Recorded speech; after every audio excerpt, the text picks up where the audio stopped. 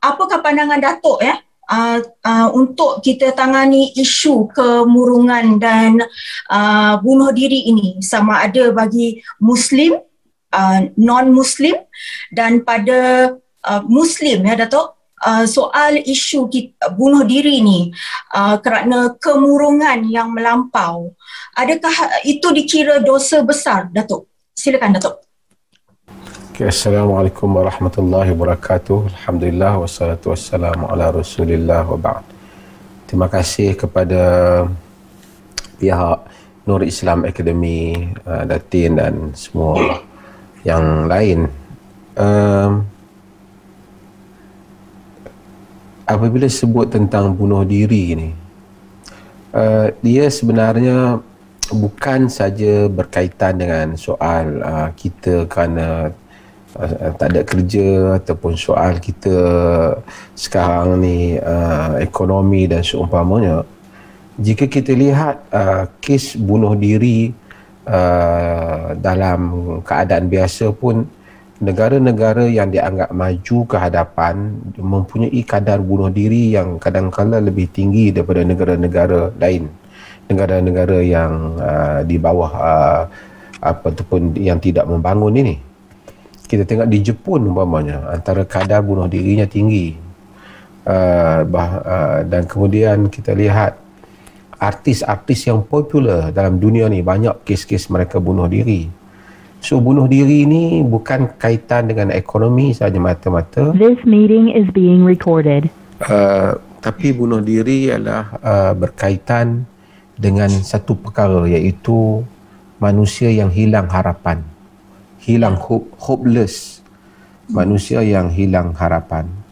Sebab itu agama apabila dia datang, dia memberikan kepada kita harapan. Nas-nas agama, jika sebanyaknya yang kita baca, kita akan tengok bagaimana agama memberi ruang untuk, agama bukan sekadar menjanjikan sesuatu yang palsu, memberikan kepada kita tasawur ataupun worldview tentang dunia ini, tentang kehidupan ini dan tentang apa yang seterusnya akan berlaku di dalam kehidupan. Manusia yang bunuh diri ialah manusia yang rasa bahawasanya dia dah tak ada harapan.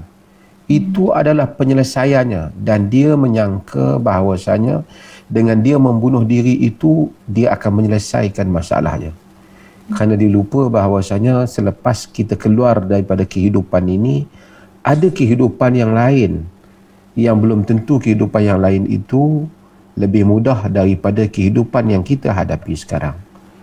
Tetapi apabila, sebab itu dalam banyak ayat dalam Al-Quran, Allah sering meringkaskan tentang rukun iman ini. Alladzina yu'minuna billahi wal yaumil akhir. Selalu Allah gabungkan dua, beriman dengan Allah dan hari kemudian. Dan agama sentiasa memberi kita ingatan dan remind kita bahawasanya dunia ini adalah sesuatu yang disebut sebagai al-ajilah. Al-ajilah. Man kana yuridul ajilata. Sesiapa yang nak kepada al-ajilah, benda yang segera. Segera dan singkat dunia ini. Apabila kita tahu dunia ini segera dan singkat, kita akan tahu bahawasanya ada kehidupan yang abadi. Al-baqiyatus salihat, perkara yang kekal. Dunia tidak pernah berlaku adil. Bukan Allah itu tidak adil, tapi manusia yang duduk di dalamnya tidak adil. Ramai orang yang tidak rajin tapi lahir dalam keluarga yang kaya, dengan senang lenang mewarisi harta bapaknya. Dia hidup senang dibandingkan satu orang yang rajin tapi lahir dalam keluarga yang miskin. Itu dunia. Ada orang yang baik telah diinayai dan dizalimi. Jika manusia itu fikirannya terhad kepada dunia ini semata-mata, dia akan melihat dunia ini dengan penuh kekecewaan. Dia akan melihat dunia ini dengan penuh perasaan marah. Terutama bagi mereka yang rasa mereka ditindas. Ada orang dizalimi oleh suaminya. Ada orang dizalimi oleh anak-anak, pemerintahnya. Ada orang dizalimi oleh rakannya, kawannya, ditipu oleh pihak yang lain. Dia collect duit, dia himpun duit banyak. Benda orang datang buat scam. Dia ditipu dia. Dan dia tak boleh ambil tindakan mahkamah. Kalau kehidupan berakhir dalam dunia, tentu kita akan kecewa. Tetapi oleh kerana agama memberitahu bahawasanya ini kehidupan yang sementara, Semua yang berlaku di dalam dunia ini akan dibawa kepada hari akhirat. Dan akhirat itu terlalu besar untuk dibandingkan dengan dunia. Segala nikmat yang ada dalam dunia ini tidak ada apa-apa pun dibandingkan dengan keindahan kehidupan akhirat yang hakiki. Dengan itu manusia mungkin tahu bahawasanya dia akan mengalami dunia ini adalah tempat ujian. Tidak ada orang yang datang ke dunia dia tidak ada ujian. Setengah orang menyangka bahawasanya apabila orang tu ada kedudukan dia tidak ada ujian. Berapa banyak artis yang makan pil bunuh diri, artis pop Korea yang begitu hebat, orang di bawahan bersorak begitu gembira mendengar hiburannya, terhibur kerana dia nyanyian dan gayanya. Lihat pada wajahnya kacak, lihat pada hartanya banyak, tapi dia membunuh diri kerana gagal untuk melihat kehidupan, gagal untuk melihat kehidupan. Sebab itu agama apabila menceritakan tentang musibah yang menimpa manusia, apabila Allah menyuruh manusia bersabar, apa Allah kata? Alladzina idza asabatuhum musibatun qalu inna lillahi wa inna ilaihi raji'un. Ulaika alaihim salawatun min rabbihim wa rahmah wa ulaika humul muhtadun. Orang-orang yang apabila ditimpakan kepada mereka musibah, mereka menyebut inna lillahi wa inna ilaihi raji'un. Ia bukan satu sebutan yang bila kena musibah, tapi ia satu reminder, ia satu peringatan kepada kita. Inna lillah, kita ini daripada Allah, wa inna ilaihi raji'un, dan kita kepadanya akan kembali. Maksudnya whatever yang menimpa kita, dia akan ada penamatnya. Penamatnya dengan kita sekurang-kurangnya at least kita balik kepada Allah. Dan apabila kita balik kepada Allah di atas musibah yang mengenal kita, Nabi SAW dalam hadis yang diriwayatkan oleh Imam Al-Bukhari, diriwayatkan Imam Muslim dan selainnya, Nabi kata, "Ma min musibatin yusibul muslima illa kaffarallahu biha anhu hatta syaukati yushakuha." Kata Nabi, tidak ada satu musibah yang menimpa satu orang muslim melainkan Allah Subhanahu wa taala jadikan dengan musibah itu memadamkan dosanya, sehingga asyaukah yushakuha, sehingga duri yang dia terkena duri itu, duri kecil kena kaki kita, terasa sakit kita dengan duri itu. Allah Subhanahu wa taala menjadikan itu sebagai pengampunan dosa kepada kita. So kita tidak disuruh untuk mencari musibah, of course, tetapi ia remind kita bahawasanya musibah akan kena kepada kita, dan kita tetap tak ada satu kesakitan, penderitaan,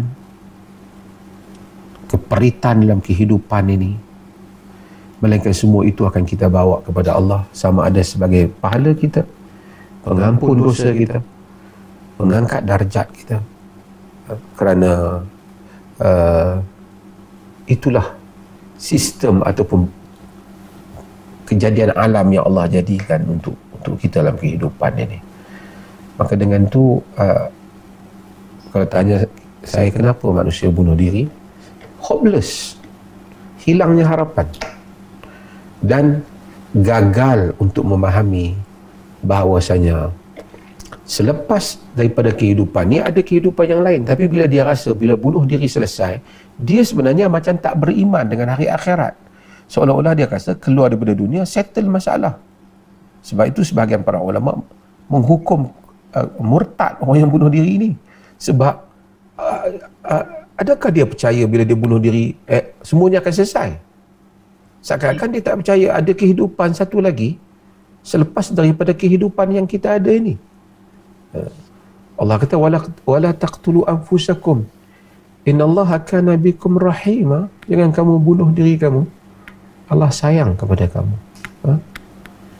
Sebab itu Dan kita juga apabila menceritakan tentang agama kepada orang lain, kita hendaklah menceritakan agama yang memberikan harapan, kan?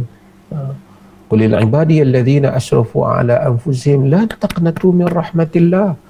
Bagi tahu hamba-hambaku yang frust terhadap diri mereka, jangan mereka kecewa dengan rahmat Allah.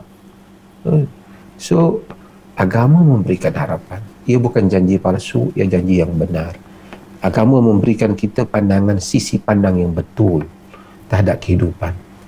Sebab itu kita lihat kadar bunuh diri dalam negara orang Islam kurang dibandingkan negara-negara maju pun. Ada negara yang legalize kan benda-benda ni, dia boleh pergi sana dapat, walaupun banyak negara macam UK pun tak benarkan, sebahagian negara di Europe yang membenarkan. Ramai orang pergi ke sana sebab tu angka dia tinggi, tapi maksudnya dia rasa that is the way untuk solve dia punya problem, iaitu keluar daripada dunia ni. Seakan-akan dia tak tahu next daripada kehidupan ni ada kehidupan yang lebih hakiki yang dia mungkin tak percaya. Sebab itu kita di dunia orang Islam ni macam-macam juga masalah, tapi orang tak bunuh diri, kan? Tak ada orang Islam pergi pakar diri. Tak ada orang Islam, siapa pergi ke India dia tahulah, ramai terjun sungai Gumti, terjun sungai, ada masalah terjun bunuh diri, ada masalah bunuh diri. Di Japan ada forest yang hutan yang khas, orang masuk pergi bunuh diri dalam tu. Kenapa? Ini semua kerana hopeless, hilang harapan. Sedangkan agama itu ialah berhubung dengan raja, agama itu berhubung dengan mengharapkan rahmat. La tayasu min rawahillah, jangan kamu berputus asa daripada rahmat Allah.